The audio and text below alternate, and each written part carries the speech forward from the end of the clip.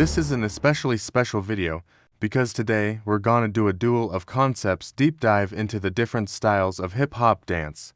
Let's go back to the beginning. Hip-hop was born and bred in the Bronx in the 70s and early 80s. It started as a cultural expression from Black and Hispanic youth amid socio-economic struggles, and it quickly evolved into a worldwide phenomenon. At its core, hip-hop consists of four elements: DJing, MCing, graffiti, and break dancing. And of these four elements, we are going to focus on the latter, which includes popping, locking, breaking, waving, voguing, crumping, and more. Together, they form the dynamic, ever-evolving world of hip-hop dance. So let's start with the foundational techniques that emerged in the South Bronx. Popping and locking were two styles that developed around the same time in the 70s. They shared similarities in that they both originated in Black culture and emphasized improvisation. However, each had unique characteristics.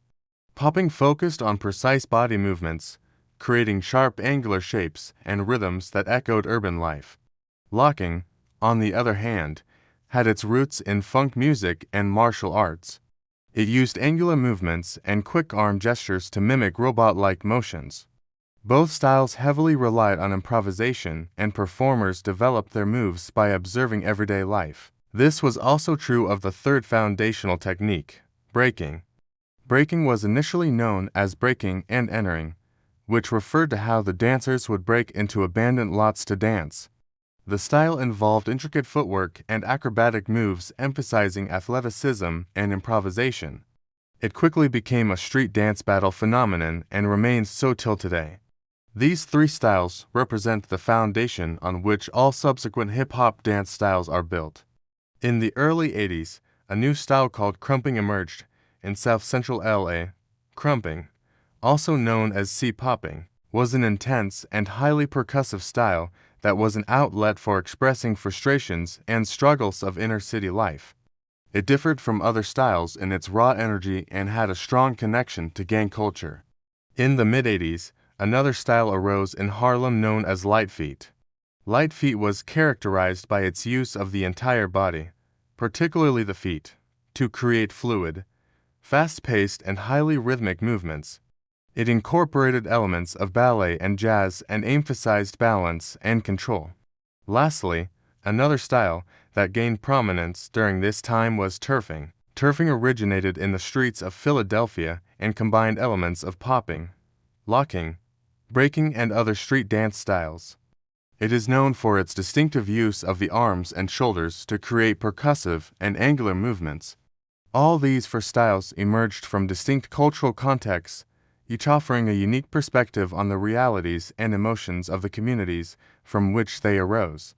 They not only provided an outlet for self-expression, but also served as a means of cultural resistance and empowerment in times of social and economic hardship. As hip-hop culture continued to evolve in the late 80s and early 90s, new dance styles began to emerge that were heavily influenced by the broader hip-hop music and fashion scene. One such style was walking, also known as punching. It originated in the San Francisco Bay Area and was closely linked to the rise of disco music. Walking is characterized by its exaggerated arm movements and poses, often accompanied by a distinctive hand gesture known as the cheese.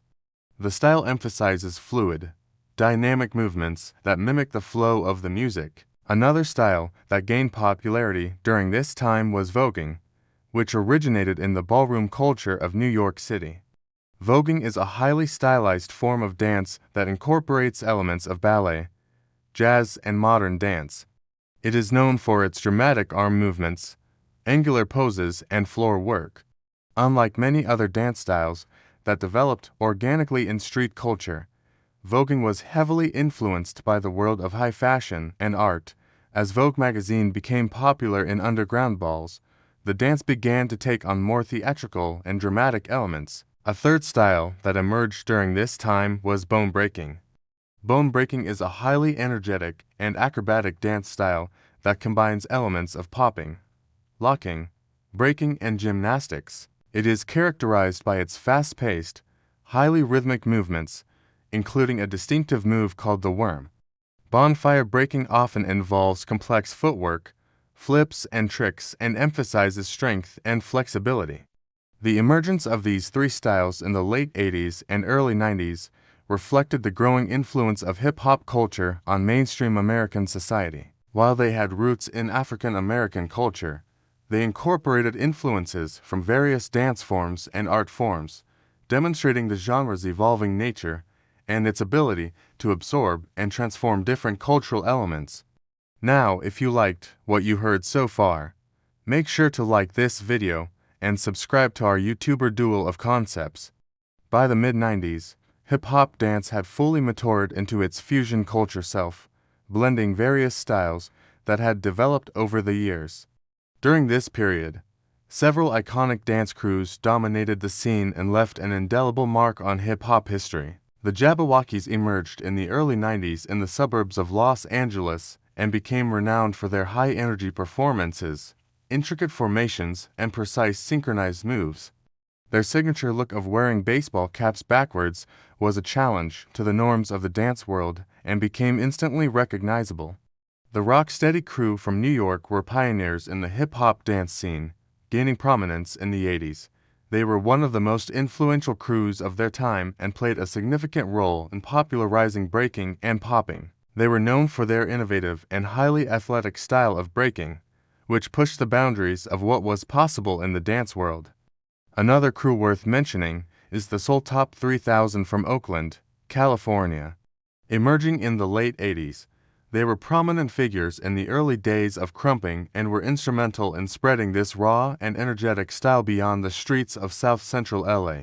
Dance competitions and events played a pivotal role in the development of hip-hop dance, providing a platform for dancers to showcase their skills and for crews to gain recognition. One such event was the 1984 dance battle at the Red Lobster, which pitted the Rocksteady crew against the New York City Breakers. This competition was instrumental in propelling breaking into the mainstream and establishing the Rocksteady crew as one of the most influential crews of all time. Moving into the 2000s, a new era of hip-hop dance began. This shift was partly due to the increasing popularity of hip-hop music and partly due to the rise of the internet. In this period, hip-hop dance became more accessible to a wider audience and many dance studios began to offer classes in various hip-hop styles.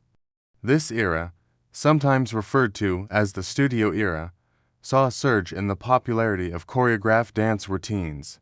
Choreography became an essential part of hip-hop dance, allowing dancers to express themselves in a more structured and narrative way.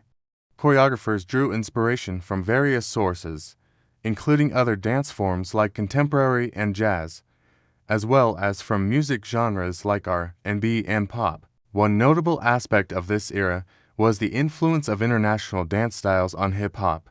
For instance, K-popping, which originated in Korea, gained popularity in the West, and elements of African dance became more integrated into hip-hop dance. Starting in the 2010s, thanks to platforms like YouTube and social media, several viral dance crazes emerged. Some examples include the Harlem Shake, Whip and Nay Nay, Dab, Fortnite dance, and many more. These dances often had a comedic element and encouraged mass participation, becoming part of internet culture. Music videos continued to be a major driving force behind hip-hop dance. Artists like Michael Jackson, Madonna, Janet Jackson, Chris Brown, Usher, and Beyoncé pushed the boundaries of what could be done in music videos, incorporating elaborate choreography and showcasing the versatility and athleticism of dancers. By the late 2010s, hip-hop dance had successfully transcended geographical boundaries and was practiced globally. Dance studios dedicated to hip-hop dance can be found worldwide, and numerous international dance competitions celebrate the diversity and talent within the hip-hop dance community. Moreover, hip-hop dance has become an academic subject in many countries, demonstrating its growing recognition and importance in the dance world. Styles like hip-hop jazz, hip-hop ballet, and contemporary hip-hop have been developed, blurring the line between high art and street dance. Today, hip-hop dance continues to thrive as an integral part of hip-hop culture. It remains a platform for self-expression, identity exploration, and cultural commentary, addressing issues of race, gender, sexuality, and socio-economic status. The fusion of various styles, influences from other dance forms, and the continuous infusion of new trends ensure that hip-hop dance stays fresh, dynamic, and ever-evolving. That concludes our history lesson for today. We hope you enjoyed learning about the different styles of hip-hop dance. If you did, please like the video, subscribe to our YouTuber Duel of Concepts, and leave your thoughts in the comments. Which dance style is your favorite? How do you think hip-hop dance has evolved over the years? What do you think the future holds for this dynamic dance form? Also, don't forget to check out our other Duel of Concepts videos on things like house music, breaking, Vogue, and techno. Thanks for watching, and we'll see you next time.